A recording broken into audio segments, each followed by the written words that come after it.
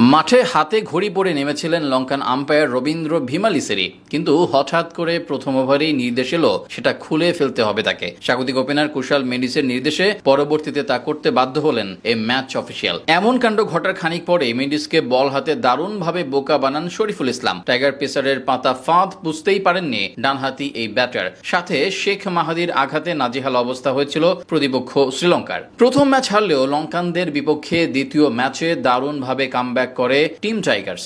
Batting ও bowling দুই বিভাগে দুর্দান্তভাবে পারফরমেন্স করে সিরিজ সমতায় ফিরেছিল লিটন দাসের দল। তাই আজ দুই দেশের জন্য ছিল সিরিজ জয়ের লড়াই, যেখানে টস জিতে আগে ব্যাট করতে নামে স্বাগতিক শ্রীলঙ্কা। সেখানে ঘড়ি খোলার ঘটনাটি ঘটে প্রথম ওভারে। শরীফুল ইসলামের প্রথম দুই বলেই 7 রান নেন পাথম নিশাঙ্কা, এরপর স্ট্রাইক পান কুশাল মেন্ডিস। শরীফুলের করা তৃতীয় ডেলিভারি চলে যায় ওয়াইড অ্যাঙ্গেল দিয়ে, কিন্তু বল ছাড়ার সাথে সাথে হাতের ইশারা দিয়ে কিছু একটা বলার চেষ্টা করেন ব্যাটার কুশাল মেন্ডিস। পরবর্তীতে দেখা যায় তিনি স্ট্রাইক প্রান্তে থাকা আম্পায়ার রবীন্দ্র ভীমালিসেরির হাতের ঘড়ির কথা ইঙ্গিত করছিলেন। মূলত আম্পায়ারের হাতে ছিল একটি চেইন ঘড়ি, যার মাঝে ফ্ল্যাট লাইটের আলো পড়ে তা রিফ্লেকশন সৃষ্টি করে ব্যাটারের চোখে প্রতিবিম্ব সৃষ্টি করছিল। ফলস্বরূপ ব্যাটার ব্যাট ও বল ঠিক মতো কানেক্ট করতে পারছিলেন না, তাই কুশাল মেন্ডিস সেটি খুলে ফেলার অনুরোধ করেন। পরবর্তীতে আম্পায়ার তা খুলে ফেলতে বাধ্য হন। এদিকে ওই ওভারেই কুশাল মেন্ডিসকে বিদায় করেন শরীফুল ইসলাম। ওভারের চতুর্থ বলে অফ স্টাম্পের বাইরের ডেলিভারিতে 4 হাঁকান মেন্ডিস।